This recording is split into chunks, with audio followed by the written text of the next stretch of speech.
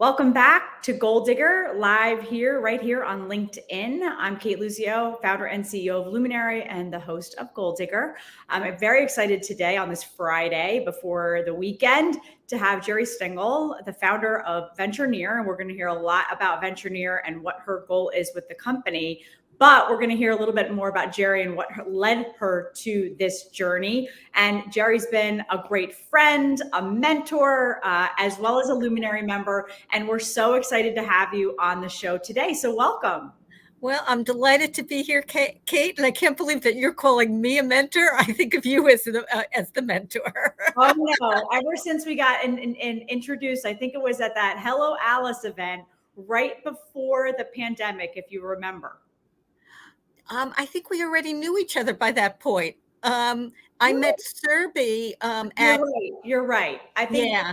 but we had kind of nailed that we needed to Yes. work together at that event, and that was literally just right before the pandemic. But for me, that was a pivotal moment in just knowing you, because I really saw in that little round table that we did the passion around business, small business venture, and your mission at Venture Near. And we're going to talk about that and all the research that you're doing. But I always like to back it up and bring out every guest of ours a little bit of their story and what led them to where they're at today. So maybe we can start there. Okay, terrific. So I'm not going to take you way, way back, but I will tell you that I headed marketing for the technology products of Dow Jones. And when I hit the glass ceiling, I turned to entrepreneurship. And what a shocker, the ceiling was even lower. Yeah. So over time, I realized that I really wanted to start focusing in on women's entrepreneurship and just really entrepreneurship as it relates to underestimated entrepreneurs. So all diverse entrepreneurs. And I'm going to say that I focus on all from micro enterprises up through scaling companies that, get angel and venture capital. So let's talk a little bit about that glass ceiling, because as you and I've discussed, both of us spending a long time in corporate, we often think that glass ceiling only exists in corporate, and many women turn to, I'm going to go build my own business, become a founder, an entrepreneur, and that's going to give me all of this opportunity. And it can, but just to the point you just said, you left, you become an entrepreneur, and you saw that or felt that the glass ceiling was even lower. Can you elaborate on that? Yes, absolutely. So, women get a bad rap in terms of, let's say, accessing capital. So part of what you need to understand, meaning the world in general, is because we're earning less in the workforce. Yep. And because we're going in and out of the workforce with motherhood or caregiving responsibilities, we've saved less. Mm-hmm. And we have less money available when we start our businesses. And again, because maybe we haven't been promoted, or again, we've been in and out of the workforce, our networks are smaller. Yep. So we are less connected to people who have money. And people who have money could be a bank, it could be an angel capitalist, or an angel investor or a venture capitalist, or it could be an array of other kinds of financing that has come out since not this recession, meaning the pandemic related recession, but the financial crisis back in 2007, 2009. Women, which certainly the pandemic showed, are shouldering the burdens of caregiving responsibilities. Again, they may choose to be a sidepreneur. So if you're a sidepreneur, you're going to be earning less. They may choose to be a lifestyle entrepreneur. Again, you're going to be earning less. The industries that women tend to choose to go into generally earn less. And here I'm talking about anything from bookkeeping services to nail salons to dog walking services. So women are much, much more likely to be solopreneurs as Mhm. opposed to having a team?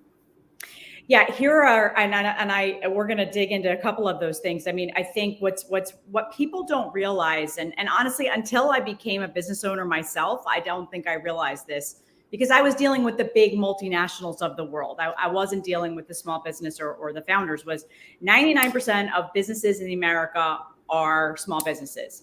80% of those businesses are non-employer businesses, right? So that's solopreneur.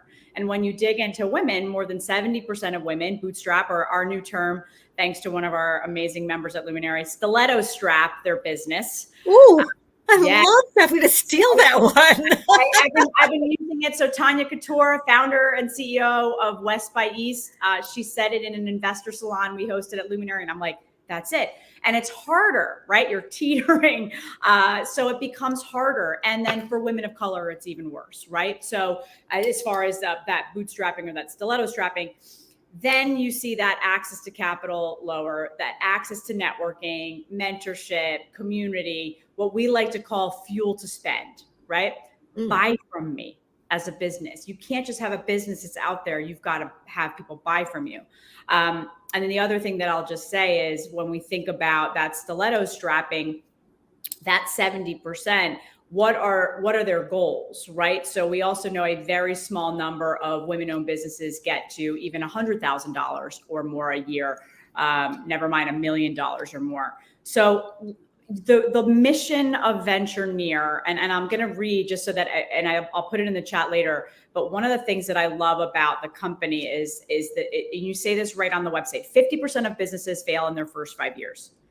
Venture Near improves those odds by doing research to understand the needs of entrepreneurs and best practices and supporting them. So what are, Geri, as you start to think about those to ensure that those businesses don't fail, what are some of those best practices, and what is Venture Near's goal in working with these business owners? So I teach entrepreneurship for New York City Small Business Services. And one of the things that I really, really emphasize very strongly, and I think you know this as well as me, is don't do it alone. Form your, whatever you want to call it, your posse, your group of supporters, just have a group of people, of peers that you can rely on. And however you need to meet them. So what I always do in my classes is I try to bond the class to each other so that they have the support that they need. So after the class is over, you know, they've shared the highs and lows. You need that group. I need that group. I need that group. I know you need that group. Is everybody has highs and lows. Who are you going to turn to? I know that your friends and family love you, but they don't necessarily understand an entrepreneur's journey compared to somebody that might be in the corporate world or in just in the workforce in general. Yeah, it is a very lonely and isolating journey. I remember hearing people say that, again, in my prior life as a banker, that it was a lonely journey. And you think, yeah, so is every journey, right? Particularly for women. But it wasn't until I launched the business that I realized that. And I think what we here at Luminary is that above everything else, it's that having that supportive community around you, that you can bounce ideas off, understand, lessons learned. We love to say collaboration over competition, right? We just got back from Nashville, where that was the whole spirit of the day on this national tour we embarked on. And that you can find ways to collaborate, even with those that you think are competitors. Let's kind of flip the switch and think about them as peers and how you can work together. You spend, first of all, in addition to running your company, you write for Forbes incredible articles, a lot around obviously women in business, venture capital, and you're very, very focused on the fact that in addition to the small businesses that they're micro businesses and they're bootstrapping or stiletto strapping, this access to capital from a venture standpoint is not it doesn't seem to be closing at all. We know from last year, while the checks got bigger, the amount, the numbers decreased as far as female founders or women founders getting those investments. So can you talk a little bit about the venture side? Sure. So there are many things that need to happen on the venture side. So one of those things is that high net worth women need may not be the right word, but understand the risk and the reward of investing in startups. So last year, the amount of money that went into startups nearly doubled, and that is because the return on investment in private companies is higher than in public companies. So understanding how to mitigate the risk in investing in startup companies is part of that. And part of that could be being a limited partner versus being an angel. So as a limited partner, you still may be able to invest, $10,000, $25,000, but you're investing it in a portfolio of companies instead of just one. So that mitigates the risk. It mitigates the risk because it's professionally managed. Some funds let you in and be part of the process, so you can indulge and learn as well. But understanding where you can mitigate the risk. And the reason that I say this is you're now seeing a huge number of women starting venture capital funds. But that fund one is really hard to go higher than 10 million. And the way that women typically do it is that you're getting, in the beginning, a lot of high net worth people, women in particular, as your investors. Once you get that traction, you'll start getting a little bit of institutional investors. Those institutional investors are probably corporates and financial services companies. Yeah, you just wrote a phenomenal article about this. Thank you. Because I completely agree, right? And around companies, and General Mills just announced one, I think, a few days ago. That's the one that I'm talking about. Yeah. So and I think that people don't understand. I think there's this, and listen, in this world, there's a massive amount of education that continues to need to be happen. Not every company, and it's going to be a very small percentage, actually should go out and try to raise money through venture. There are lots of different ways to raise money. But as you think about that we often think about, well, who's an investor, who's an accredited investor? On the corporate side, I mean, this is really gaining momentum around companies investing in these funds and writing pretty big checks. Yeah, so the two funds that I spoke to were Supply Change Capital and Fearless Fund. Fearless Fund is already up to its second fund, but I really drew upon their experience from their first fund. And in both cases, it was high net worth individuals led the way. Then they had traction. Champions came behind and started to make the introductions to some institutional investors. Those first wave of institutional investors are, again, the General Mills of the world, the financial services companies, many of them banks. And then I think what you're going to also see, and I'm planning on doing a similar article for Fund 2, is that it's going to be endowments and foundations that play an important role. And it's not until you get to the size of being 100 million or 150 million that you're going to see pension funds come in. But it's, you take step one, then you take step two. And I think it was just generally insightful to myself, but also to many others, to have it written down as to what those steps are. Yeah, and if you, for those of you that are listening or will download this later, Geri is, as I mentioned, an incredible author and writes for Forbes. So Google Geri Stengel and Forbes, and you will find her page. But this article that we're referencing came out, I think it was last week, right, Geri? Yes, correct. Which really, I think, is, as you think about the evolution of this, and particularly for women and underrepresented founders where there are, the right businesses. This is going to be a great model. The other thing I wanted to talk about, because I want to get to the research, is SPVs. So I am an investor in a number of women-founded companies. I'm very strategic about that.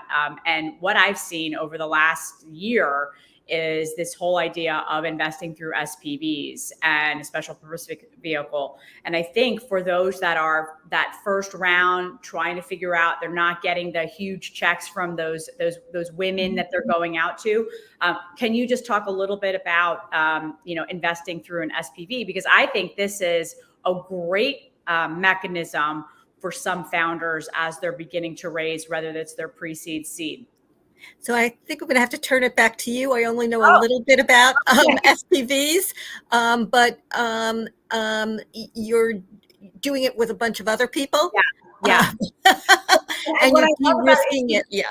I mean, I think what's nice about it is there can be, and I've seen a number, obviously I'm an investor in them, but a number of women say, I tried to raise and I couldn't get the $25,000, $50,000, $100,000 checks from individuals, right? But creating an SPV, you can now go to a bigger group and say, hey, the minimum ticket I say is 5, it's 10, it's 2,500. And then you build on that. I know I was with Sally Krawcheck last week and they just announced another 53 million raise, which brings their total at Ellevest to over, I think, 160 million. She was very focused on the fact that, yes, they got institutional capital. Obviously, it's a big raise, but there were a number of SPVs that allowed a lot more women to come into that and have skin in the game, which I think is great. I just want to add on to that. So what I find fascinating is a lot of successful female-founded companies will that are in the later stages will leave room for SPVs, special purpose vehicles, as well as the smaller funds like Portfolio or How Women Invest to be part of it. You don't see that with white male founder companies, which I think is really important as well. No, I absolutely agree. It's funny. I was recently with a woman founder who's a friend. She's a co-founder of a business. And she said, if I ever do this again, I'm going to have a male co-founder. And she said it in jest. And I said, she said, I joke, but I had access to 2% of capital these last 10 years of raising for my business or building my business.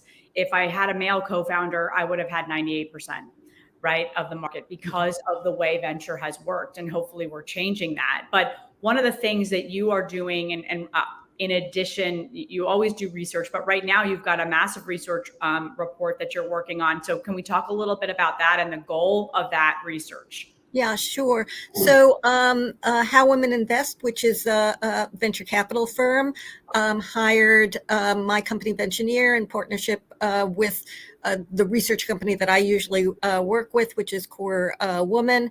And we're doing a survey of accredited investors. And accredited investors means that you're earning as an individual $200,000 or as a couple $300,000, or you have $1 million in assets in addition to your home.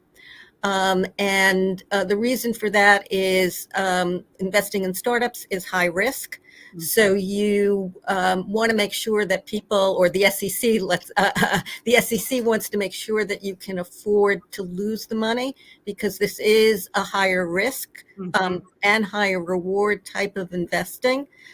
So the research that we're doing is to understand the motivations and hesitancies of accredited women in investing in startups, develop 3 or 4 personas, talk about their customer journey into becoming an investor, and then compare it to men. So we're looking for men to answer the survey. We're looking, of course, for women. And we're light on younger women. We're light on women of color. So I would love people to respond. And in the next few days, I'll be posting a lot of links to ways that you can respond to the survey in LinkedIn. On LinkedIn, great. So people can find it there. Yeah. So let's talk about that definition of accredited investor, right? So when you think about younger women, we also know the income disparity, particularly for women of color. When people hear that, right? I think, and again, going back to my background as a very long time banker, I think people go, oh, I don't have that, but I want to learn how to invest. I want to take that first step. So if you're not meeting that definition, what's the best way for someone to kind of dip their toe in the water? So there are other mechanisms. You certainly can do it with regulation crowdfunding. So I can't remember if the SEC set a minimum or each platform sets a minimum, but typically you could invest $100 in, it could be a startup, it could be your local restaurant that wants to expand. So it's a broader definition of who you're going to be investing in. And more typically, you would know them. But even if you don't know them, you can go on websites like WeFunder, Republic, Start Engine. They're all very reputable companies that do vetting of these companies. You have to be vetted to be on their platforms. Yeah. And again, I'm not positive if all of them have the same minimum investment, but it's a small amount of money. Yeah, it's definitely a small. I mean, I've invested through WeFunder as well as Republic, and I think they're great platforms for this equity-based crowdfunding at much smaller, right? Again, dip your toe in the water, get comfortable. We know women like to do a lot of research before they do anything, and investing is no different. I think then you've got other, as a founder, you've got other methods that are things like an iFund Women, where it's rewards-based crowdfunding, which I think is a great model as you're starting out and you're thinking more broadly around the audience you're catering to. I think that's the biggest thing, Geri, for me, that I continue to stress to women that are part of our community and beyond, that there are different ways to go about funding your business. There's also a conversation. So I'm going to ask you to pause for 2 seconds because I want to make a point about iFund Women or rewards-based crowdfunding. So I read a lot of academic research. I'm a research geek. And the one type of financing that women outperform men on is rewards-based crowdfunding. And it's for three fairly obvious reasons. Is women are better marketers. They know how to pull at the emotional heartstrings. Their crowd or community comes around them and contributes. And this one I love, I think the most, is that women are deemed more trustworthy. Yeah. Oh, I agree. And I love those. I mean, we love those statistics. iFund Women is a member here at Luminary as well. So full disclosure, but we actually utilized the platform when Luminary was starting out because of the marketing aspect of it versus just the straight funding. And that rewards based piece is really is critical as you're thinking about introducing your product or service to the market. It's a great way to get that in the consumer's hand and do it in a very organic and authentic way. So great points. The education piece, right, is something that I think Venture Near and you do so well. Every time I hear you speak, every article, you're very thoughtful around being super inclusive of that. It's not one size fits all. At your company level. I wanted to spend a minute on the micro businesses because, as again, if 80% of small businesses in the US are non-employer, that really is that micro business, that solopreneur. So as you think about some advice to those micro businesses or those that are just starting out, what do you have any words of wisdom you can share? Yeah, absolutely. So first I want to say the 80% is all businesses. It's more like 90% for women. And if you looked at Black and Latina women, it might be 95% as micro businesses or solopreneurs. So there are a number of different types of financing. So Kiva, which I call rewards light kind of financing. So you don't have to have a huge network. You do need to raise maybe $25 from hopefully, 20 people, 25 people. Mhm. And then a wave of all of the people that are on Kiva will start investing in you. And also institutions will, sometimes they have institutions that will invest alongside. So you might actually get $1,000 from New York City, for Yeah, example. right. So these are interest. Go ahead. Sorry. And then one of my I love Kiva, but I also love CDFIs, Community Development Financial Institutions. And this is really a critical type of financing for women and underestimated entrepreneurs. They are nonprofits. They've been around for 30 or 40 years. They are financed by the Treasury, by banks, by corporations, by faith-based organizations and other philanthropists. A huge amount of money came in during the pandemic from all of those sources. So there's much more money now available, but it is the least well-known kind of financing. And what I love about this type of financing is it comes with technical assistance. Yeah. So the reasons that the people who apply for CDFI loans are so successful at it, meaning the default rate is similar to a traditional bank default rate, is because of that technical assistance. And it's going to vary from CDFI to CDFI how that's done. I happened to be speaking to Wells Fargo yesterday.